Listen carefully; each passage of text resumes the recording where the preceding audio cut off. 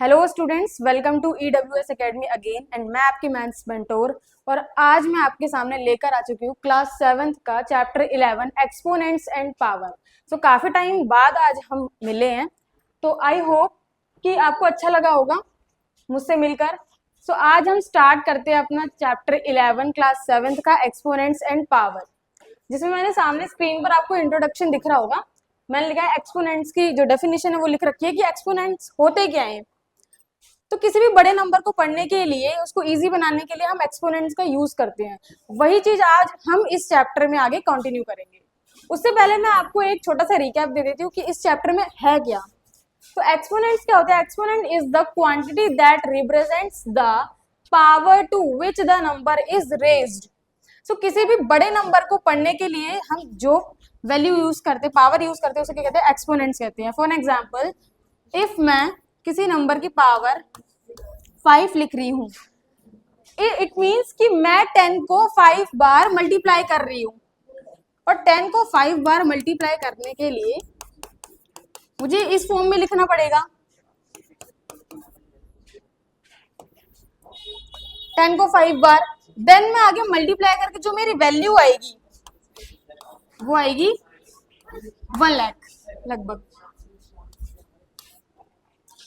सो इसी का यूज आज मैं आपको इस पूरी एक्सरसाइज में बताऊंगी और इस पूरे चैप्टर में बताऊंगी। तो इसके बाद हम पढ़ते हैं लॉज ऑफ एक्सपोनेंट्स। यहाँ मैंने कुछ लॉज लिख रखे हैं, जैसे multiplying powers with the same base.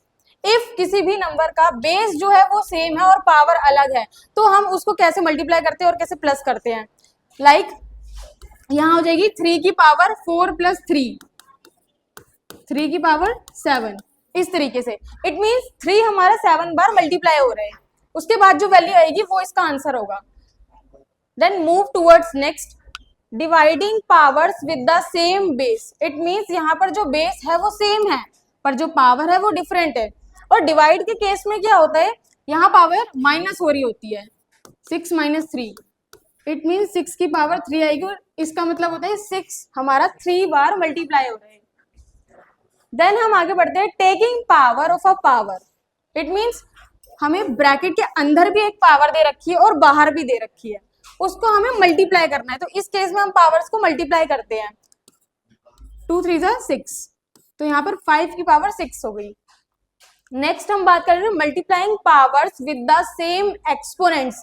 इस केस में क्या हो रहा है, यहाँ तो बेस सेम था, पावर अलग थी, और नेक्स्ट में हम यहाँ बात कर रहे हैं कि यहाँ बेस जो है वो डिफरेंट है हमारा, और जो पावर है वो सेम है। तो यहाँ पर बेस मल्टीप्लाई होंगे, 2 5 10, 10 की पावर 5, इस तरीके से।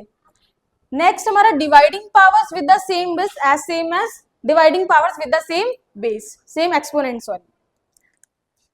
सो यहाँ जो बेस होगा हमारा वो अलग होएगा, और जो पावर होगी वो सेम होगी, और वही डिवाइड हो रही होगी यहाँ पर 6 की पावर 0, इस तरीके से। नेक्स्ट हम आगे बढ़ते हैं, कुछ एक एग्जांपल दे रखा है स्क्रीन पर। To write this number in standard form you can write it as 3.43 into 10 raise to the power 8। इस तरीके से हम इसको लिख सकते हैं, इस नंबर को। अब ये नंबर बहुत बड़े हो जाते हैं और इनको पढ़ने में बहुत डिफिकल्टी होती है, तो इसको इजी बनाने के लिए हम इन एक्सपोनेंट्स का यूज करते हैं, जो हम आगे एक्सरसाइज में पढ़ेंगे। अब यहाँ पर मैंने एक नोट लिख रखा है, these very large numbers are difficult to read, जैसा कि मैंने अभी आपको बताया।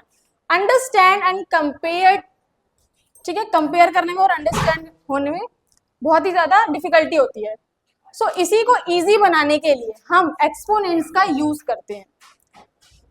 फिर मैंने यहाँ पे एक एग्जाम्पल लिख रखा है 10,000। इट मीन्स अगर हमें इसको एक्सपोनेंशियल फॉर्म में लिखना है, तो इसका बहुत इजी मेथड है, आप प्राइम फैक्टर यूज करके इसके एक्सपोनेंट निकाल सकते हैं। जैसे मैंने यहां लिखा है, डायरेक्ट आप 10 से करना है इसे, 10 की पावर 4। अब ये एक्सपोनेंट, पावर और बेस में थोड़ी कंफ्यूजन होती है, तो वो मैं क्लियर कर देती हूँ कि ये क्या होते हैं।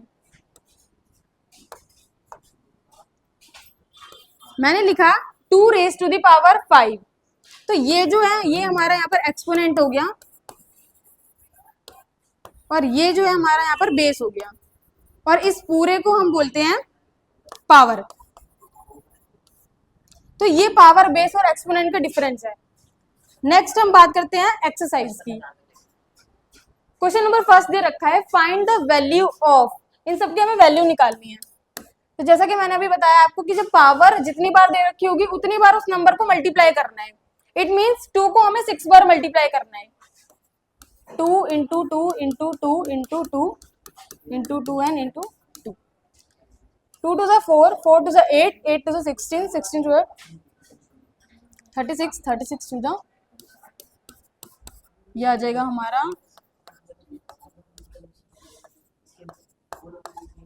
64। तो ये जो हमारी वैल्यू है इसकी क्या निकली 64। एज सेम एज हमें ये सारे भी सॉल्व करने हैं। 9 को हमें 3 बार मल्टीप्लाई करना है। 9 9 से 81 और 81 को आप 9 से करोगे 729 इसका आंसर हो जाएगा। यहाँ पर सेम हमें 11 को 2 बार मल्टीप्लाई करना है। इससे पहले मैंने आपको अपनी प्रीवियस वीडियो में, शॉर्ट वीडियो में स्क्वायर एंड स्क्वायर रूट्स भी करवा रखे हैं। तो इफ आप अगर आपको स्क्वायर्स याद हैं तो आप डायरेक्ट भी यहाँ 121 लिख सकते हैं क्योंकि 11 का स्क्वायर दे रखा है ये। वैसे ये 9 का क्यूब दे रखा है। वैसे यहाँ पर 5 को 4 बार मल्टीप्लाई करना है। 5 5 से 25, 25 5 से 125, 125 को अगर आप 5 से करोगे तो 625 आएगा आंसर।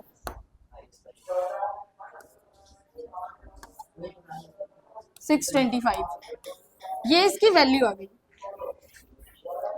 सो इजीली ये इस तरीके से सॉल्व किए जाते हैं। नेक्स्ट हम बढ़ते हैं क्वेश्चन नंबर सेकंड की ओर।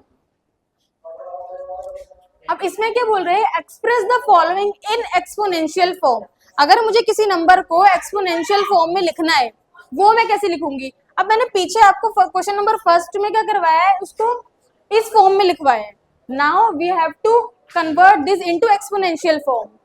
तो यहां मैं लिखूंगी 6 की पावर 4 इजीली। टी हमारा 2 बार है, टी को मैं लिख दूंगी टी की पावर 2। बी 4 बार है, बी की पावर 4। ऐसे ही यहाँ पर अब बेस थोड़े अलग अलग जा रहे हैं तो मेरे को ये भी अलग अलग लिखना पड़ेगा। 5 की पावर 2 इंटू 7 की पावर 3, इस तरीके से। इसका मतलब 5 यहाँ 2 बार मल्टीप्लाई हो रहा है और 7 3 बार। उसके बाद जो वैल्यू आएगी उसकी बात अलग है क्योंकि हमें यहाँ पर एक्सपोनेंशियल फॉर्म बतानी है तो यहाँ तक ही हमें लिखना है ये। नेक्स्ट हम बात करते हैं पार्ट नंबर 5 की, जिसमें आपको दे रखा है 2 टाइम्स लिखा हुआ है और ए भी 2 टाइम्स लिखा है। 2 की पावर 2 और ए की पावर भी 2। वैसे ही मैं यहाँ लिख दूंगी ए की पावर 3 इंटू सी की पावर 4 इंटू डी हमारा सिंगल रहेगा क्योंकि डी की पावर नहीं है। नेक्स्ट हम बात करते हैं express each of the following numbers using exponential notation. अभी मैंने आपको बताया इंट्रोडक्शन में कि कोई भी अगर इतने बड़े नंबर दे देते हैं तो हम प्राइम फैक्टर का यूज कर सकते हैं। With the help of prime factorisation हम इसके एक्सपोनेंशियल फॉर्म निकाल सकते हैं। तो इसको कर लेते हैं, इसके प्राइम फैक्टर 2 से।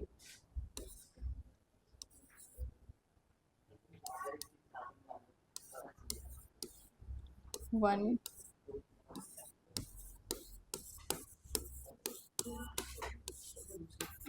ये 16 पे एंड नेक्स्ट 8। इस तरीके से हमारा ये पूरा सॉल्व हो जाता है और यहाँ पर जितनी बार 2 आया है उसे हमें यहाँ लिखना है। 1 2 3 4 5 6 7 8 9। यहाँ 9 टाइम्स 2 है।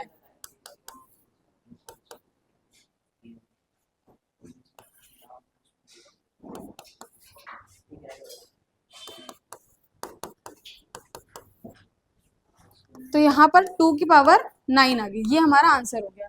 एज सेम एज हमें ये भी करना है, 343 का प्राइम फैक्टर करना है 7 से।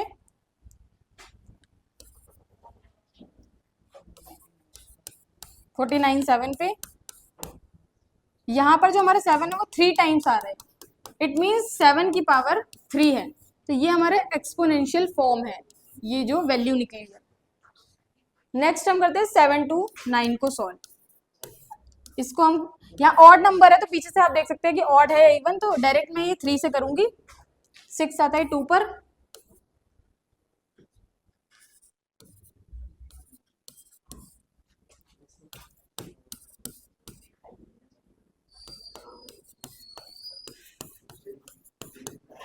यहां पर जो हमारा 3 है वो 6 टाइम्स आया है,